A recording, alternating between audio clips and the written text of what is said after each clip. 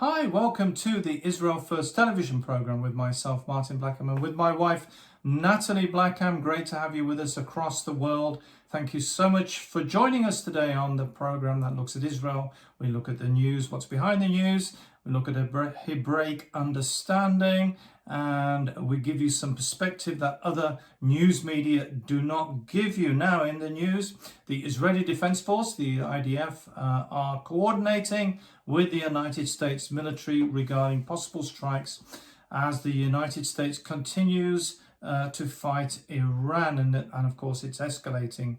The IDF ran through possible scenarios with the United States military as the war has escalated, remaining on high alert for the possibility of Iran striking Israel. It is always a possibility that Iran could send or can fire missiles at Israel. Now, what is unusual about that is that in the past there's never been such a high level of communication between the United States military and Israel. There has been coordination in the past. This has been something quite common over many years. For example, when there was the Iraq war with Saddam Hussein and the Scud missiles, there was coordination between the United States and Israel. But this is on an entirely different basis, with the whole of the CENTCOM, Central Command, meeting with the IDF Home Front and Command to discuss what's happening in Iran. The IDF has coordinated with the US military on possible scenarios, including the escalation of the war with Iran. And according to assessments within the defense establishment, the Iranian regime is increasing friction with the United States military in an effort to buy time without making a decision on the nuclear program or the Strait of Hormuz, which Iran views as a strategic tool and an economic and military lever. It is a very important waterway in the world because all of the world's trade goes through this particular area normally. Now, meanwhile, the United States Central Command is considering moving its military bases, operation systems in Bahrain, Kuwait, and Saudi Arabia to Israel in order to increase their distance from Iranian missiles. And drone attacks, the Wall Street Journal recently reported the United States Navy may revamp its base in Bahrain, which has suffered severe damage since February 2026 up until the recent ceasefire. And we're apparently in a ceasefire, even though there are still hostilities ongoing with Iran, mostly from the US side. Bahrain has been the home to the United States Central Forces in the Middle East for over 50 years. One option is to establish a new base in the Negev, that's in the south of Israel, big enough to hold the American Army forces, or to expand one of the Negev's Air Force bases and allocate an American compound there. The US Department of Defense and the US Army also plan to renew their supply contracts with the Ministry of Defense and the IDF until 2030 or even 30.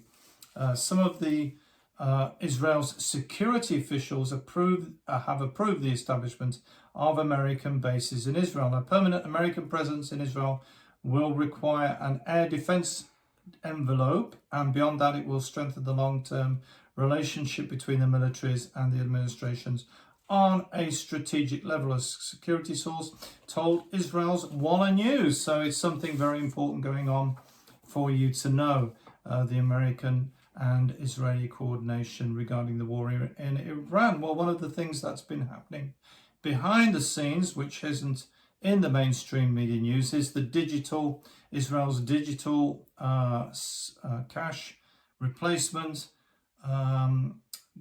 The things that are going on regarding that, it's going to be for online payments. They are using more and more digital. Nathalie, critics say promotion of digital payments, part of the globalist agenda to phase out cash, part of a totalitarian surveillance society where the government can watch your spending and indeed control your purchases. Digital wallets are quickly changing the way people pay for goods all over the world. Israel has become one of the biggest examples of this. In 2025, the country spent nearly 98 billion shekels using digital wallet services, a 44.9% increase from 2024. These transactions also accounted for more than 41% of purchases made in stores, highlighting just how much people prefer mobile phone payments over traditional ones. The rise in digital wallets in Israel reflects a broader global trend towards convenience, speed, and allegedly security in payments. As more people turn to their smartphones for daily activities, users are beginning to expect seamless payment systems, and indeed you can see that in the shops and stores in Israel as people are using their phones to pay for goods. Apps that function as digital wallets not only allow users to see their payment options in one place, but they can also authorize and complete transactions in seconds. And also, by the way, Bank Hapoalim have launched a new digital banking platform for children aged 8 and up, aiming to give children a supervised way to manage money while parents have full control from their bank accounts. So this is something we're keeping an eye on for you. The move towards digital payments, it's something that's increasing and increasing, almost really hidden which is could from be us. You can understand that many people think that is much easier, more convenience, you don't have money on you, cash and all of that. But the thing is, if people want to look at what you are doing, everything is on the computer, so they can look at what you are doing. So this is the thing which is a bit like surveillance. Society, Is you are not, everything that you're doing is known. Yeah, and the problem with that is they've also got the facility to turn it off if they want to. You know, that like the tap, they can control, have certain controls over digital payments. Now, Israel is piloting on-demand autonomous shuttles in rural northern communities. Sounds like a good idea, but is it? They want to have autonomous vehicles, ones that drive themselves, rolling around Israel's countryside in all directions. Critics say autonomous shuttles are dangerous as the computer systems may not recognize pedestrians. That's a problem. Animals, debris, or other objects near or on roadways and may suffer software glitches. They could suddenly decide to stop just when you're trying to get off and throw you forwards in the bus. Israeli news reported that the pilot would deploy on-demand autonomous shuttles linking rural Golan communities to public transport hubs, with fully driverless services planned in the near future. A state-owned infrastructure company, Trans Israel, is preparing a pilot program to launch on-demand autonomous shuttle services to northern Israel. The plan calls for the deployment of these autonomous vehicles, the ones with no drivers, that will pick up passengers from communities across the Golan Heights. By the way, it's also possible that it could have a glitch that it doesn't pick you up, that it sees you standing there and drives straight past. The shuttles will allegedly transport riders to nearby transit hubs where they can connect to regular public transport routes. The vehicles will initially operate with a safety driver on board. Well, that's comforting to know that there's somebody actually sitting there. After accumulating several thousand kilometers of operation, however, they are expected to transition to fully driverless service. There'll be nobody there at all. You get on and it drives off by itself. And you can let us know how you feel about that. Companies reported expecting to compete for the tender include MOIA, Volkswagen, Mobileye, which is the big driverless company in Israel, US-based May Mobility, and Israel company Imagery, which is already, by the way, they're already doing one, which I didn't know about in Nahariya. So there's an autonomous bus service there. Whether they've got safety drivers with them or not, I don't know. Critics, though, have major concerns regarding the safety of autonomous vehicles. They have limitations, that humans manage the vehicles normally, and there's a lot of things humans do in seconds or milliseconds whilst they're driving. First of all, sensor limitations. Autonomous vehicles rely on cameras, radar, and LiDAR to detect surroundings, but these sensors can be overwhelmed by weather conditions. If it's bad weather, it can be bad news for the autonomous vehicle. For example, rain, fog, or snow. And in the Golan, that's very, very likely. Software reliability. Autonomous vehicles rely on complex software systems, and any glitches or malfunctions could lead to unexpected stops, as I mentioned, missed hazards or unsafe maneuvers.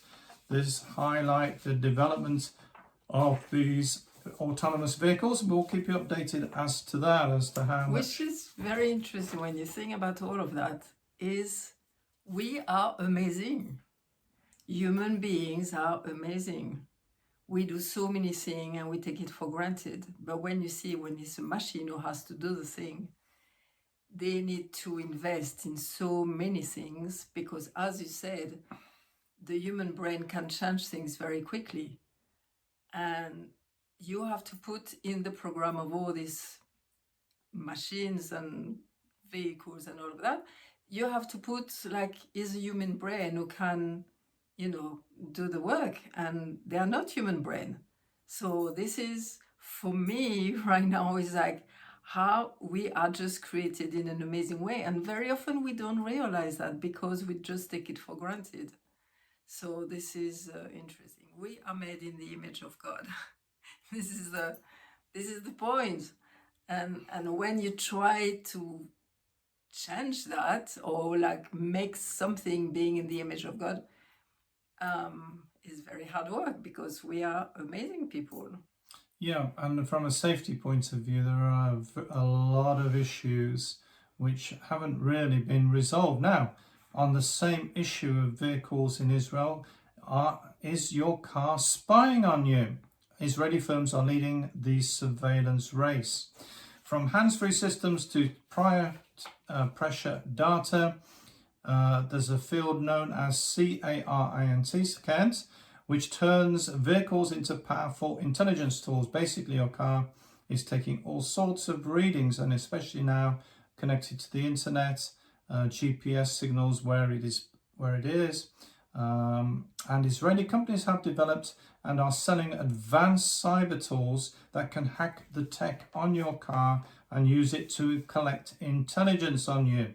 These tools can also assist in a cross-referencing of data for intelligence reasons.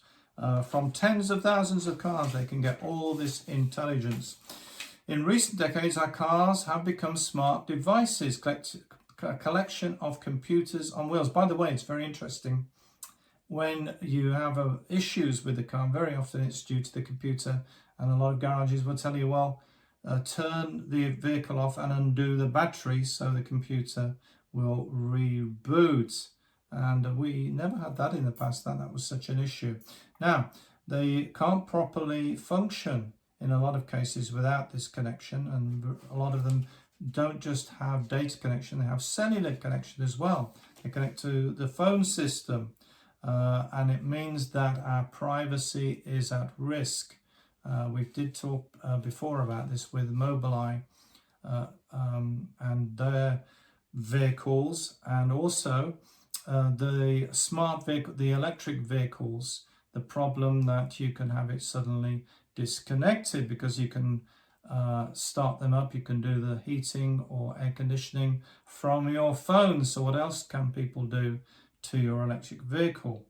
So there is three really Israeli intelligence companies who are looking into this, and they are using offensive tools to access your computer.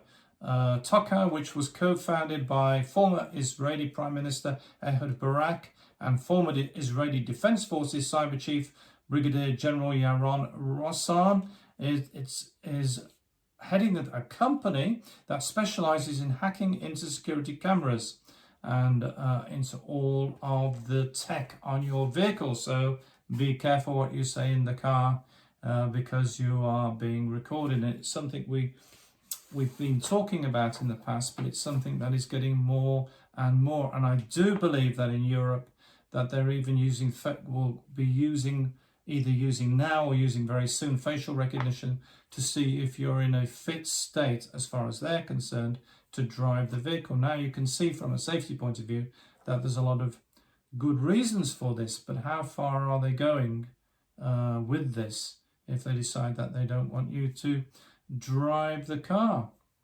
They can just turn it off, Natalie, at free will. Well, Natalie, you've got some things to share with us to encourage us, and a letter from the Hebrew alphabet.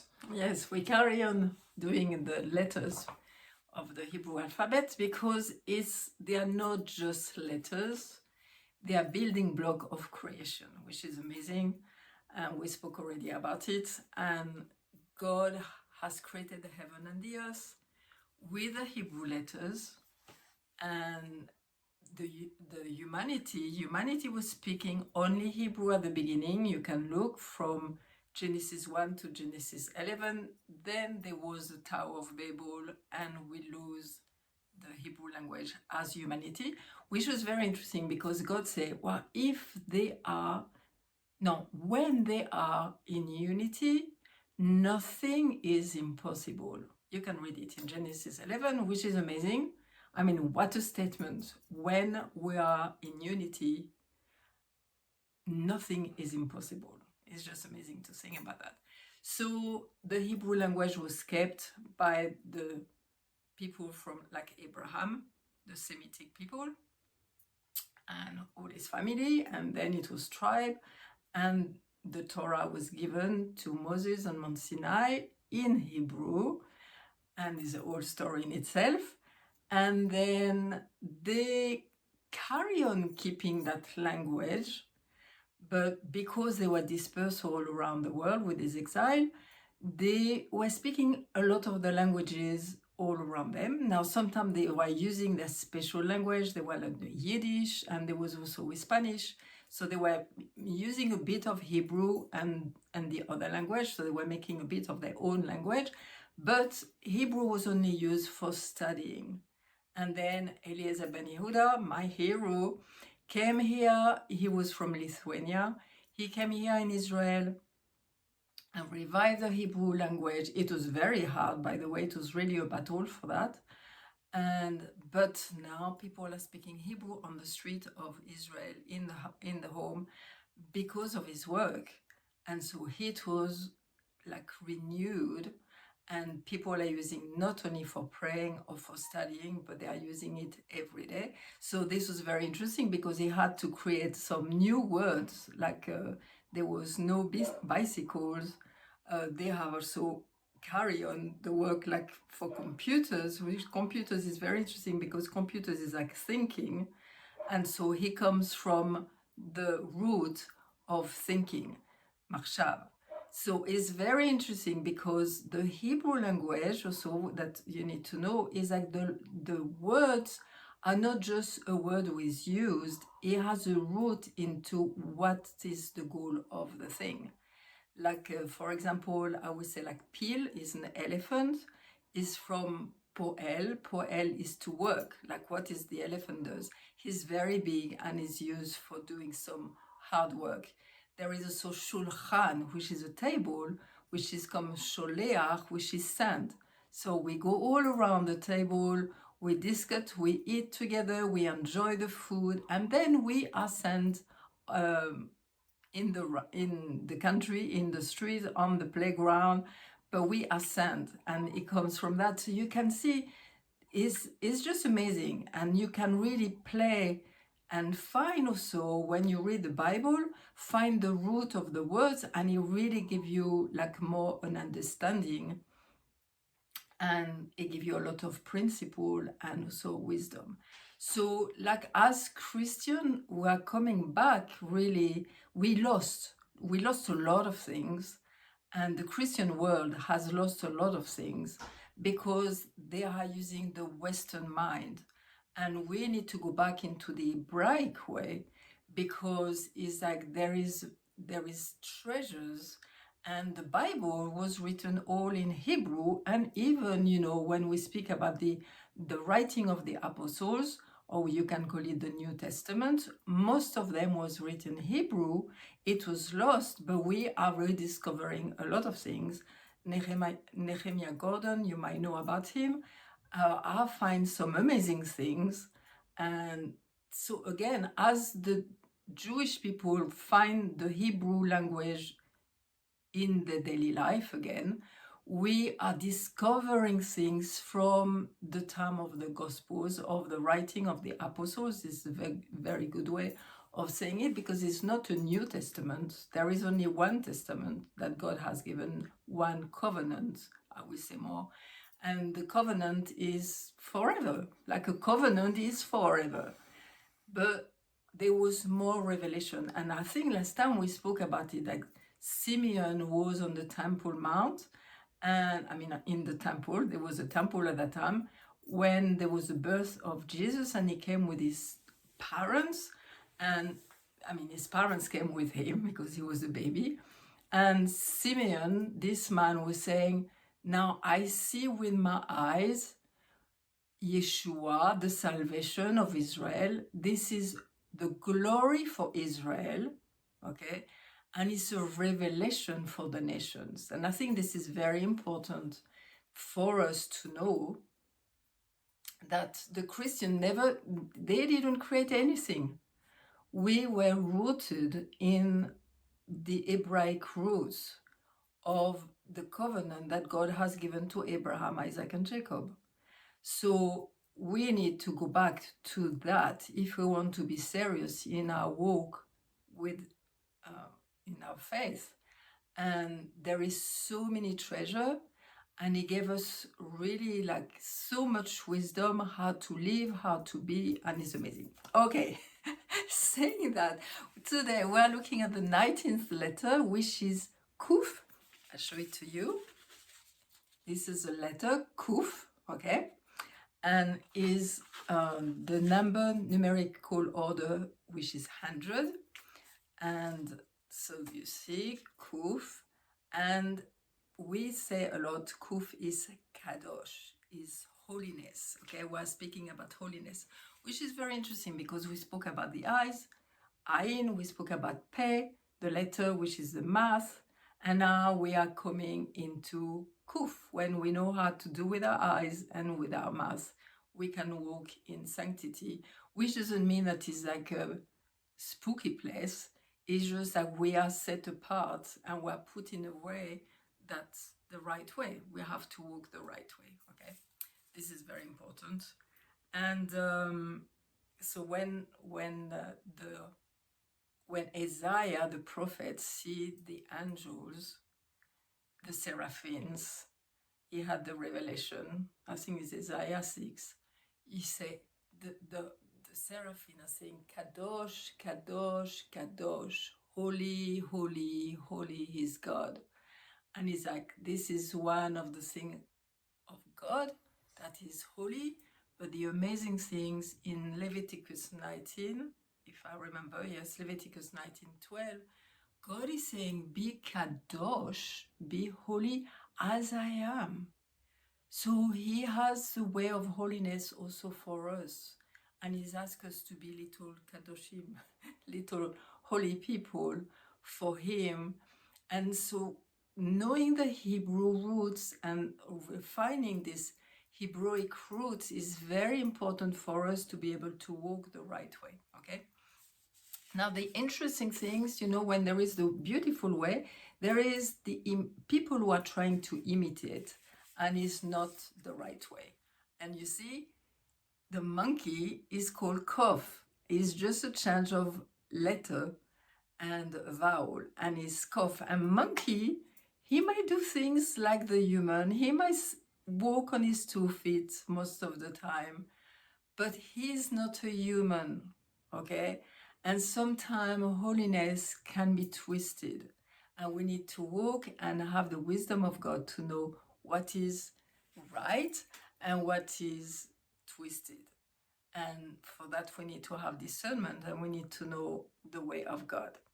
Now, one thing also that I really love, that I've learned also, is that when you look, korban is holy, and korban is the sacrifice. Korbanot is the offering that that man do to God on the temple, and wait, the name wait that I have to find again. Karov, that's it. Karov means is to be close to somebody. So korban and karov is linked together, which means that when we bring an offering to God, it's not a sacrifice really, it's an offering. It's not for a cruel God, it's God, we come close to him. So korbanot is the offering, and karov is to come close. And so God wants us to come close to him. He always been like that. He always wants to have us close to him.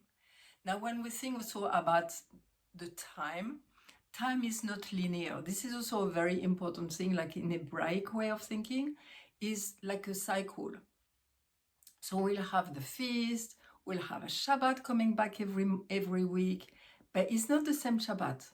It's like one Shabbat closer to that the Messiah will come. Okay, so it's a cycle. We are going higher and higher, and the time is like we will see the fulfillment of things. It's not linear, and I think it's very important to know that. And the interesting thing also is Hakafa is cycles, or Hakafot is cycles. So when we are dancing all around the Torah, when we are dancing merriment because we are happy, it's like there is something that's happening. And one thing that I heard many, many years, and it really touched me, is like when God created the heaven and the earth, is like almost like, like a man who is sewing things, is like there was movement in it. And so when we are having these cycles of time, when we do this cycle of dancing, there is something that's happening. There is a power around us that we are not going like in a linear place. It's like if you see also in creation, like the snail is done this way. It's the spiral, you say spiral in English, is like many things are created in spiral, which is very, very interesting. So this is all just in the letter of Kaf. It's just amazing. So thank you so much for joining us today. It's been great to have you with us. Now, a lot of the news stories we can't and don't have time to go through them with you, but they are on our website, and you can go to the media page, and there's a news button, and you can look at the daily news story. There's also a newsletter we send out, and you can subscribe to that. Nathalie does that, and you can go onto the website and subscribe to the weekly newsletter. And then finally, thank you so much to our friends and partners who are making this program possible. If you'd like to help, please go to the donate button. And remember, we're the program that looks at the land, the people, and the language.